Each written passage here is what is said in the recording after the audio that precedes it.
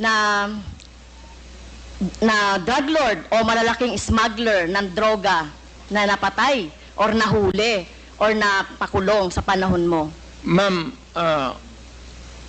magtanong ako.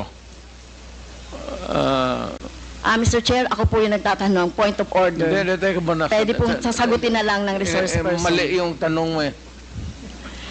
So, Mr. Chair, bakit mali po yung tanong ko? Ang tinatanong ko lang po, may nahuli ba kayo na malaking kriminal, mga drug lords, mga nagmamanufacture ng droga sa panahon niyo po? Kasi yan ang tingin ninyo, ano? Yung mga kriminal na sinasabi ninyo. Ganyan niya tratuhin. Ganon ako gagago? Excuse me, Tingin mo, point of order. ganon ako gagago? Point of order, Mr. Chair. Kanina sinabihan na natin na may rule na bawal gumamit ng manaswang salita or hindi magandang salita. I'm using a word, ganon, am I that stupid? English yan. Ang Tagalog niyan is ganon ako gagago? Successful po. Successful po ba ang war on drugs ninyo, Mr. Chair? Successful, ma'am. So, how do you measure po yung success nung war on drugs? But because na-minimize yung drugs.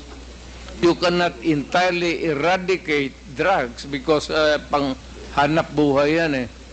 Until now, you cannot kill everyone na alam mo o hindi mo alam. It's a commercial thing that is of value.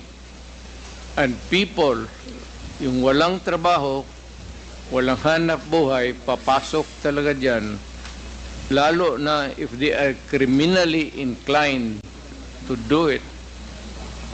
So, sabi nyo na eradicate ninyo, Mr. Chair, Mr. Duterte, yung problema sa war on drugs nung panahon ninyo. And then, you cannot eradicate. No country in this planet, even the United States, it's more of a problem to them than us. Hindi mo ma-eradicate, ma'am. Hanap buhay yan. Okay, pero sinabi niyo po kanina, Mr. Chair, sinabi niyo po kanina na success. So how do you measure success? Yun po bang ipinasa ninyo sa Supreme Court na more than 20,000 na namatay sa panahon ninyo? Yung extrajudicial killings na karamihan ay mga bata. So nandito nga kanina, no, Mr. Chair, Mr. Duterte, yung mga biktima, yung mga pamilya ng mga biktima, lalong-lalo na yung mga biktima na inosente, mga bata, no? Walang kinalaman sa droga, kagaya ng mga pinisent ng mga nanay dito. So, paano nyo mamimeasure yung sinasabi nyong success? Hindi nyo na-eradicate. Gumamit na kayo ng force. Pinagpapatay yung mga suspected na mga drugs personality. Pero, hindi pa rin na-eradicate. Sabi nyo, hindi nyo ma-eradicate yan eh, kahit na gumamit na ng patayan. So, paano nyo nasabing success yung sa panahon ninyo itong war on drugs? In the sense that it was minimized. Hindi naman that's a relative word. Pero, you know, I cannot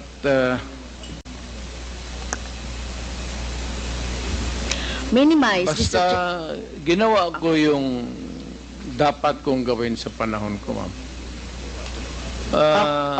Whether it is really acceptable to all or none at all, ginawa ko yung dapat gawin ko as president at that time.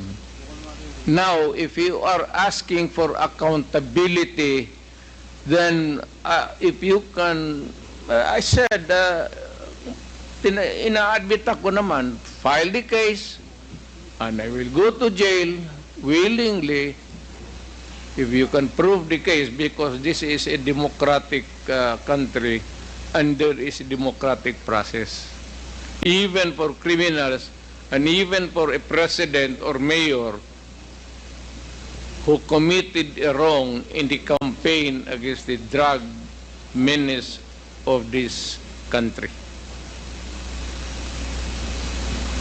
Okay, so sa tingin ko po, Mr. Chair, hindi kayo naging success, no? Sa dami ng napatay na biktima ng EJK, hindi yon, no? Hindi yon yung makikita natin na na-minimize na talaga yung droga. In fact, tama ba to, Mr. Chair, na wala namang mga big fish na nahuli during your time? So, pwede mang magbanggit, Mr. Chair, si Mr. Duterte, na mga big fish, yung mga drug lord, mga nagmamanufacture ng droga during the time. Kasi ang nakita lang natin ay bloody, no? Dugo ng ating mga maliliit, mga mahihirap na mga mamamayan. Pwede ka bang magbanggit, Mr. Chair, si Mr. Duterte, na drug lord o malalaking smuggler ng droga na napatay or nahuli or napakulong sa panahon mo? Ma'am, magtanong ako. Mr. Chair, ako po yung nagtatanong. Point of order. Hindi, teka muna. Pwede pong sasagutin na lang ng resource person. Mali yung tanong mo eh. So, Mr. Chair, bakit mali po yung tanong ko? Ang tinatanong ko lang po, may nahuli ba kayo na malaking kriminal, mga drug lords, mga nagmamanufacture ng droga sa panahon niyo po? Kasi ang nakita lang ng tao ay yung mga namatay na mga bata, na mga small time, na mga drug addicts, or mga pusher, etc. O meron mang mga LGU na mga mayor, merong iba. Kaya lang, yung pinanggagalingan po ng droga, meron po ba, Mr. Chair? Meron, ma'am. Marami doon nasa dagat, harap ng Davao. Yung iba naman dyan sa Mount Apo. Can you elaborate on that? Anong dagat at anong tapo? Tinapon ko. Sino po yung mga tinapon ninyo na mga drug lord at smuggler at malalaking fish sa droga?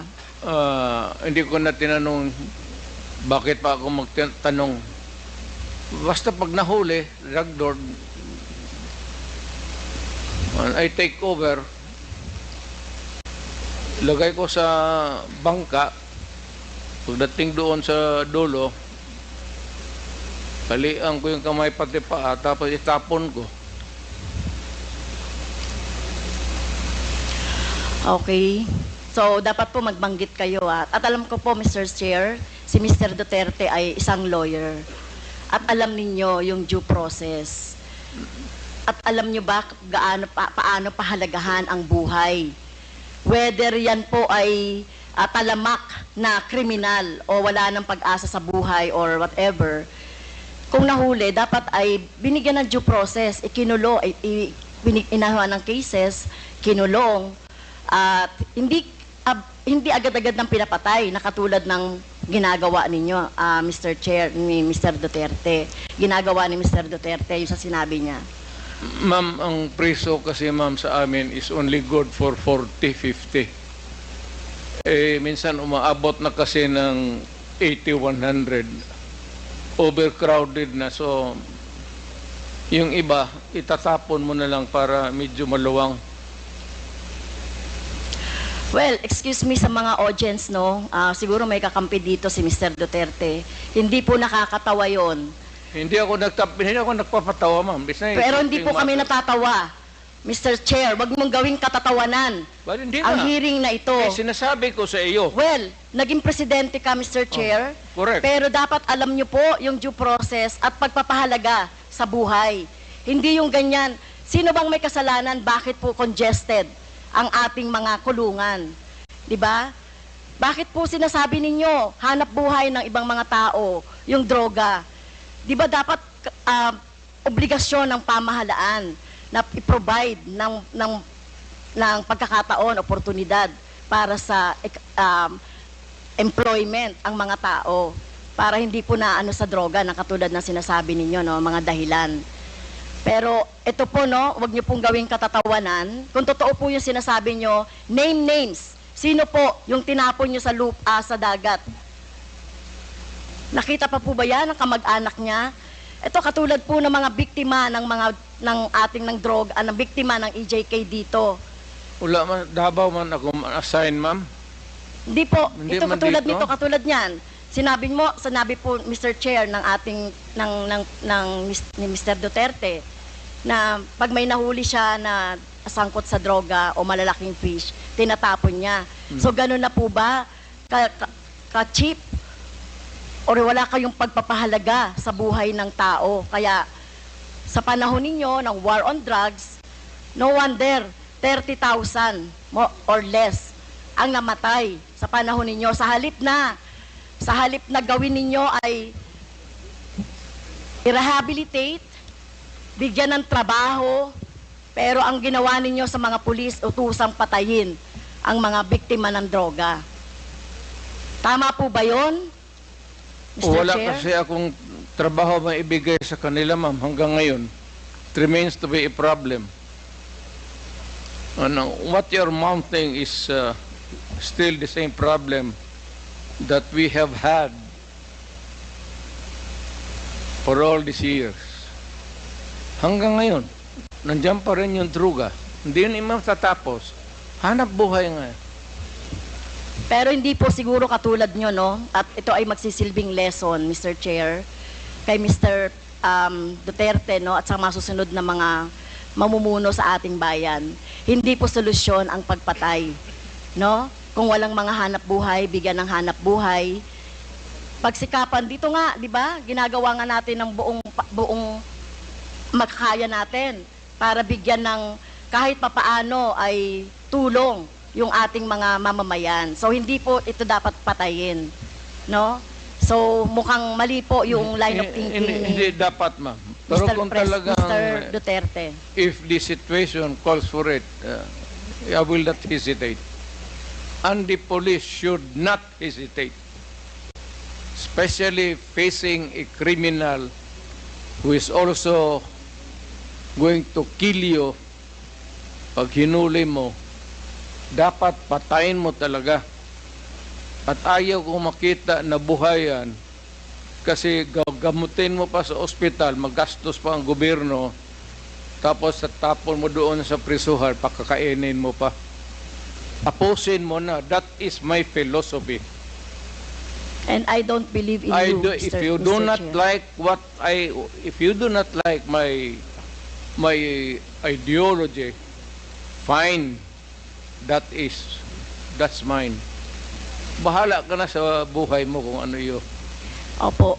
At bahala na rin po yung yung hustisya, no, yung batas sa inyo po, whether dito sa bansa or sa ibang bansa po. Naging presidente Pero ako. kung ganyan po yung, Mr. Chair, kung ganyan ang line of thinking ni Mr. Duterte, na walang ganyan niya ituring ang mga mamamayan, na kapag hindi niya mabigyan ng hanap buhay, nagdroga yan, patayin na lang.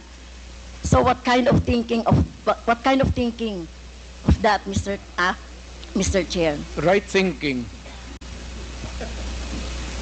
That's yours. What Saan niyo yun? what can else can you think of? It's the right thinking. I don't believe in you. Well, Okay, next, Mr. I'm not Chair. asking you to believe in me.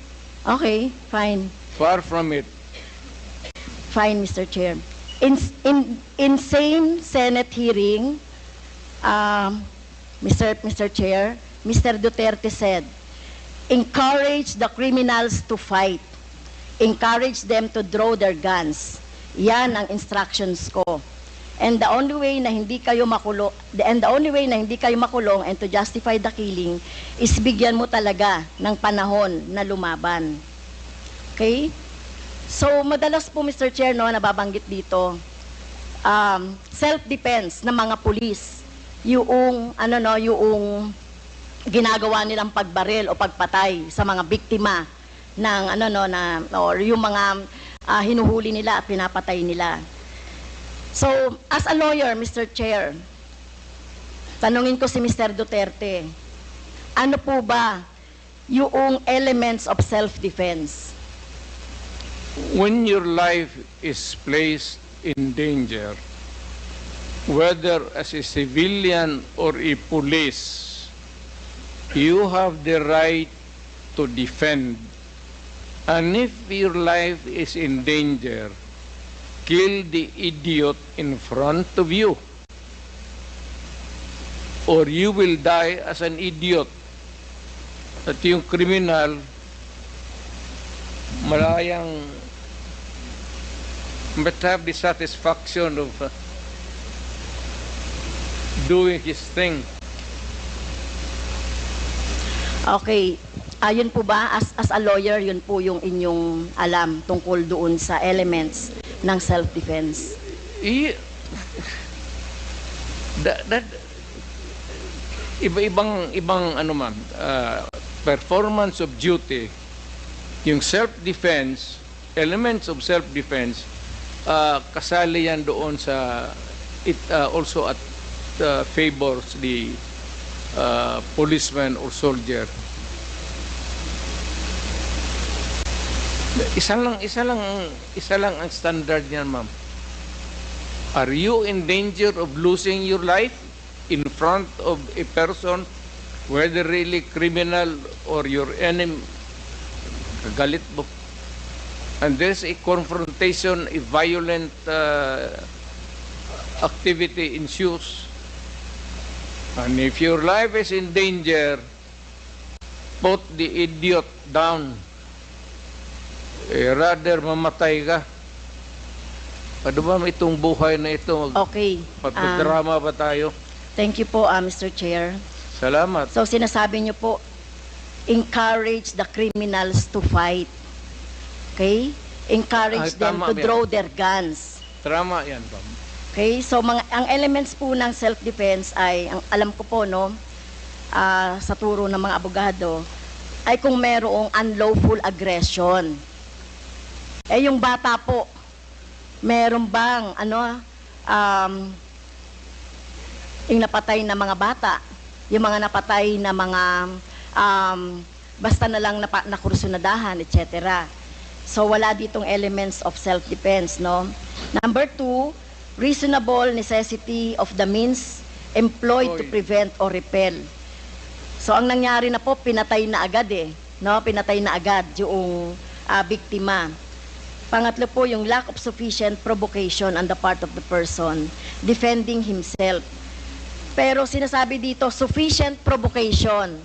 Mr. Chair, mismo nga sa presidente, dating presidente, si Mr. Duterte, sinabi mo na nga sa instructions mo doon sa inyong mga pulis, encourage the criminals to fight, palabanin. Okay? At narinig ko pa nga minsan ay kung walang baril ay bigyan ng baril. So encourage. So saan po dito yung elements of self-defense na sinasabi po ng mga pulis ninyo? Pero kayo po, kapag kapag yung time na nandiyan na yung biktima o nandiyan na yung suspect, kayo po talaga gusto nyo patay talaga agad. I mean, I do not mean to be discourteous, Mr. Chair. I'd like to advise the lady to, pag siyang pumasok dyan sa aggression, you'd never understand that. Wag na lang. Your hypothetical, Hindi, Mr. Chair, si Mr. Duterte mismo nagsabi patayin agad. Wala bang pagkakataon na mabigyan na mabigyan ng pagkakataon yung suspect or yung gustong mahuli?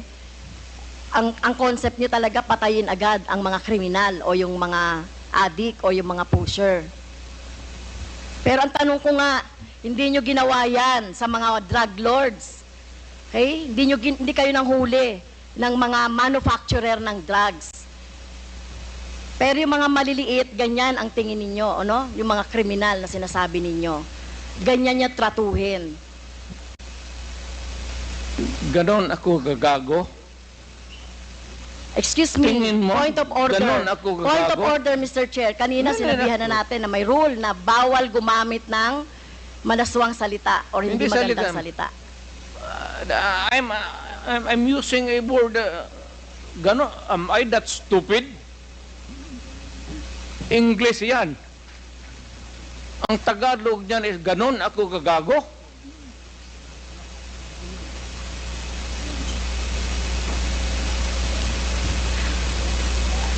Abogado ako, fiscal ako, ganon ako gagago? Tama kayo, Mr. Chair, tama po si Mr. Duterte, abogado kayo. Pero alam ko, pag abogado, dapat alam niyo po yung due process of law. Alam niyo pong igalang ang karapatan at buhay ng tao, Mr. Chair. Huwag ka magbarurong, ma'am. You do not know me from Adam. Basta lang na anong narinig ninyo yung that's is Okay. You have 3 minutes Okay. left, Congresswoman Castro. Yeah, last time na po ba, Mr. Chair? You have 3 minutes left. 3 minutes na lang. Okay, thank you, Mr. Chair. Si Michael Yang po ay kilala na at kilala pong malapit sa inyo kay Mr. Duterte, Mr. Chair. At in fact, sa panahon po ni Mr. Duterte, inappoint siya as economic manager. So, dito po, Mr. Chair, nababanggit sa mga resource persons natin yung papel ni Mr. Yang, Michael Yang, sa droga, sa kalakalan, sa droga. So, ang tanong ko po kay Mr. Duterte, Mr. Chair, gaano niyo po kilala si Mr. Yang o si Michael Yang? Michael Yang is an owner of a big department store in Davao City. Nag-irate yan, ako ang nag-cut ng ribbon sa department store niya. And every businessman, whether ang background mo hindi kung saan ka galing impyerno, if you want to have a picture with me, I will gladly oblige you.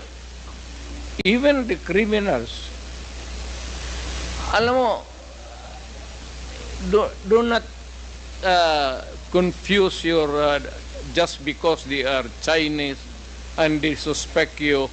Michael Yang is out there. He has not been arrested. Wala namang dossier na pinapakita sa akin. Kung mayroon ako na ang pumatay, hindi na kailangan ang pulis. Ako na mismo ang... Kung may ebidensya po tayo na involved siya sa droga, papatayin niyo rin po si Oo. Michael Yang? Ako? Maniwala ka? Kung may mga ebidensya po, Oo! papatayin niyo? Sasama, tawagan kita, kasama ko. Hindi po. Ayokong maging... Samahin Ayoko kita. pong maging katulad Ikaw ninyo, yung no? At ayokong masama witness. doon sa patayan. You will So, be hindi a po. witness to a murder. Hindi ko po gagawin yun, Mr. Chair, no? Sumama kay Mr. Duterte para pumatay. Yan ang problema mo. Okay. So, yun nga po, no, yun pong mga malalaking drug lords katulad ni Michael Yang na sinasabi. Pero hindi nyo po alam na involved sa droga si Michael Yang, Mr. Duterte, Mr. Chair. Mas marunong ako sa iyo, ma'am. Hindi talaga involved yan. Magtanong ka ng involved. pulis ngayon. Gusto Kaya mo, nga. magsama tayo sa NICA. Sama tayo sa NBI. Ngayon, pagkatapos nito, kung may makasabi sa iyo, may isang ahente na involved yan, yan lang ang suspitsa nila kasi pagka-in-check, yan, pag sama-sama ng... Hindi po. Ganun yan I ang beg to mga- disagree, Mr. Chair. Tayo po nirerespeto po natin ang citizenship. Tayo po marami pong mga hindi po tayo against sa mga in-check. No, Hindi that po is tayo the against characterization. sa mga sinasabi nating Chinese, lalo na kung Chinese Filipino 'yan na wala namang ginagawang krimen dito sa ating bansa. Kaya ang tinutukoy lang po natin yung mga involved sa krimen na mga nababanggit po dito sa ating hearing ng Quadcom. So, sana po, no, nung panahon ninyo po, dapat ang ikinulong at kung yung pinapatay instead ng mga mahihirap ay yung mga drug lords. Kaso wala kayong nahuling drug lords sa panahon ninyo. Si Michael Kaya- yung nandito pa. Hindi pa hinuli. At bakit siya hindi nahuli? Anong ginagawa na itong magkagong pulis pati? Alam niyo po ba kung nasaan si Michael Yang? Nasa Davao, either dito, nasa Davao. May malaking tindahan yan. Negosyante yan. Lahat Okay. ng negosyante na Chinese, natural born dito sa Pilipinas o from China, pagka dumikit sa akin yan, politiko ako, ma'am. Para sa akin, boto. At contribution sa eleksyon. Pera. Kailangan mo sa eleksyon, pera. Prangkahan tayo. Boto pati pera. Kung may maglapit sa amin na ganon, at wala namang ebidensya na nagkakalat sa harap mo, pero ako, pagka sigurado ako na ganon kayang sinasabi mo ngayon, ako mismo ang gogorgor sa tao na yan. Okay. Wala akong pasensya dyan sa mga ganon. So, Okay. do not worry.